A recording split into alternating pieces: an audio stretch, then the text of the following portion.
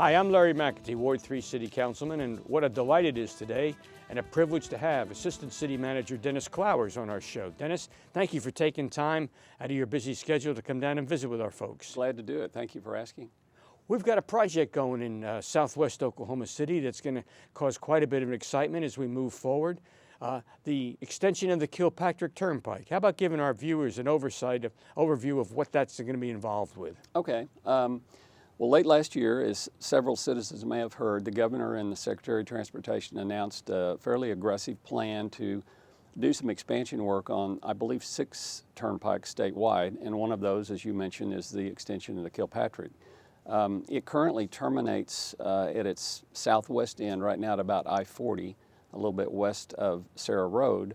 The plan is to tie onto it at that point and extend it south and east over to the vicinity of State Highway 152 and around 59th Street and Council Road. Okay, now that's about a 6 to 7 mile spread of highway. Why are they going there, and what can they look for in the citizens in the future? Yes, it's about a 6 to 7 mile stretch. Several years ago, about 8 to 10 years ago, the Turnpike Authority did a feasibility study to extend the Kilpatrick from its terminus at I-40 all the way around the southwest side of the airport over to I-35, terminating it in the vicinity of Indian Hills Road. But at that time, they determined it was not economically feasible to do so, and so they did nothing at that time. So now they've decided to at least do a part of that and get it over to Highway 152. Well, now, in this day and time, we're hearing a lot about the state's monetary situation.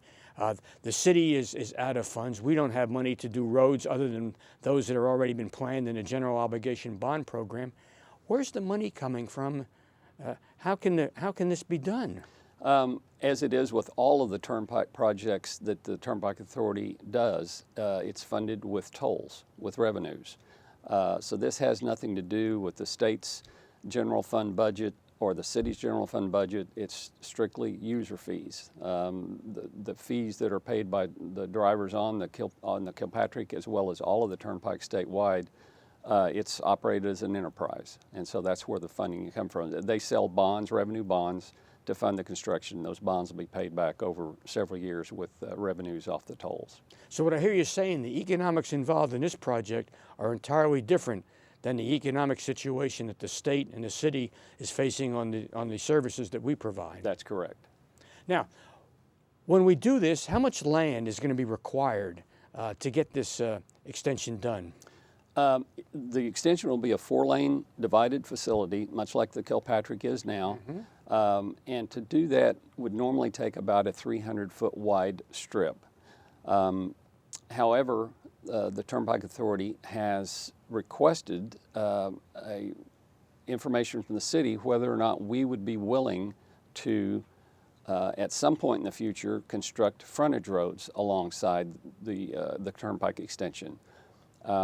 So if you add the frontage roads in, we're probably looking at a 400 to 500 foot wide strip of land.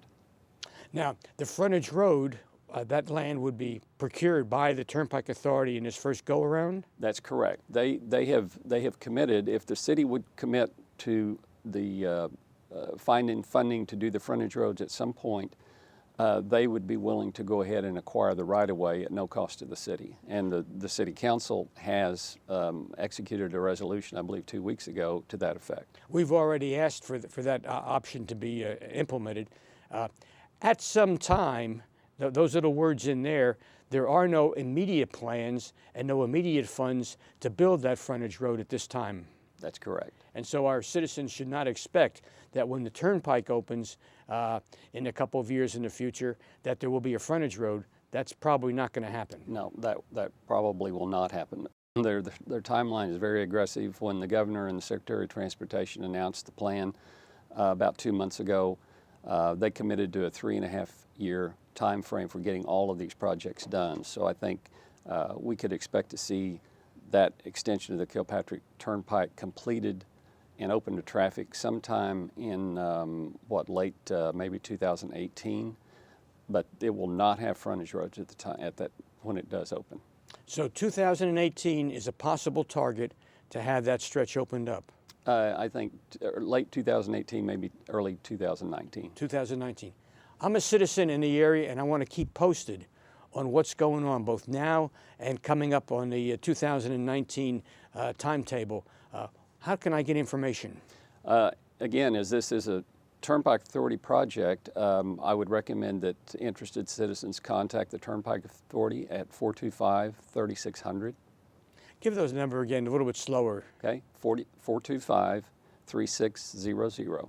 And so that would be a way to get direct information about just what's going on. That's correct. Now, they can also call, I guess, us at the city, but we would be passing on information that we've gotten from that same number. That's right. Now, there's a consultant at work right now. What is he or she doing right now? Turnpike Authority has engaged a consulting engineering firm to do a route analysis to determine the route that this will take. It won't just be a straight line from point A to point B.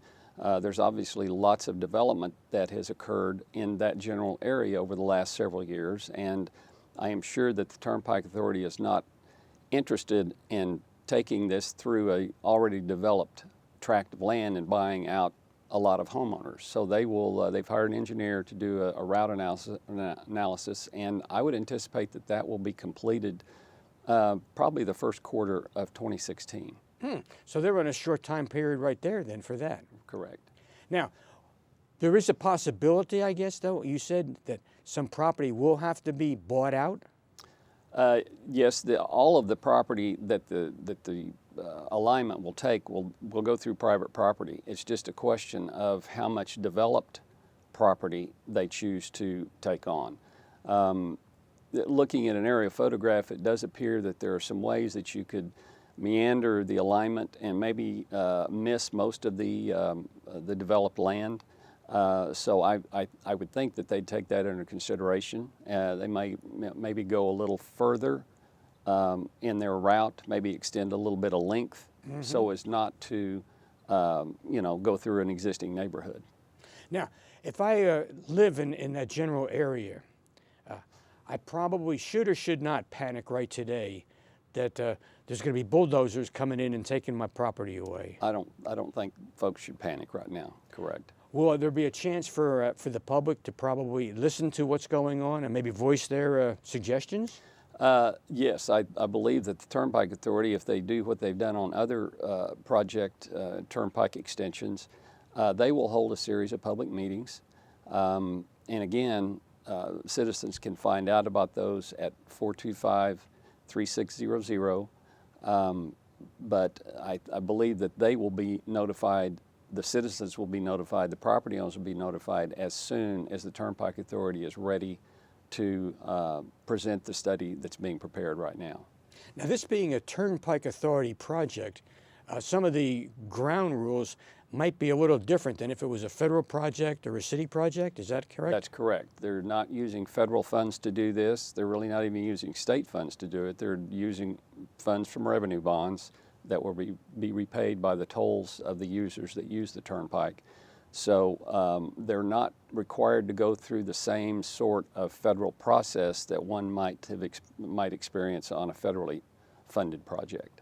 So it's kind of like the golden rule. He who has the gold rules, they've got the gold. They're kind of calling all the shots on this deal. Correct. And that allows them to, if this was a federally funded project, we might be looking at 8 to 10 years to get this done. But since it's not, and they don't have to follow the same rules, that's why their time frame will be much shorter. So again, we're looking at sometime possibly early 2019 to have this extension opened up. That's what the Secretary of Transportation would like to see. Now, if I'm looking at developing some property out there, and right now I don't have anything on the ground right now, and I've got some questions about, is it going to come through my land or not, and how long do I have before I get an answer on this? What would you recommend I do for that kind of questions? I think that the city has made a commitment to the Turnpike Authority that we would consider putting a hold on development in that general area for a period of up to a year to allow them to establish that route. for citizens to keep up to date on what's going on there. If they don't get an answer from the Turnpike Authority at the phone number we gave before, they might contact our own planning department. The planning director's name is Aubrey Hammond-Tree. The planning department's number is 297-2576. So they're already been briefed a little bit. I guess a lot of this, though, is just very preliminary information that has been given to you and given to our planning people, and a lot of this will shake out in the next period of time when this consultant's report gets completed. Correct. We'll know a whole lot more by the end of March than we do right now. Now, what is the ultimate goal of this whole project? This is just one piece. Let's just go back over that. The ultimate goal is to try to alleviate congestion on the existing interstate system. The interchange of I-40 and I-44 is very heavily trafficked or traveled. You get a lot of congestion around there. This is the goal of this is try to take some of that maybe eastbound to southbound traffic off of I-40 back west of I-44 and get it down toward the southwest without having to go through that interchange. Now, I'm a little still confused as a citizen out there. The road conditions, the arterial streets and the like out in that area need repair, need expansion real bad. And here you're coming along and doing this. That really doesn't help me getting from point A to point B because I'm not going to use the new turnpike. Why can't I get some work done?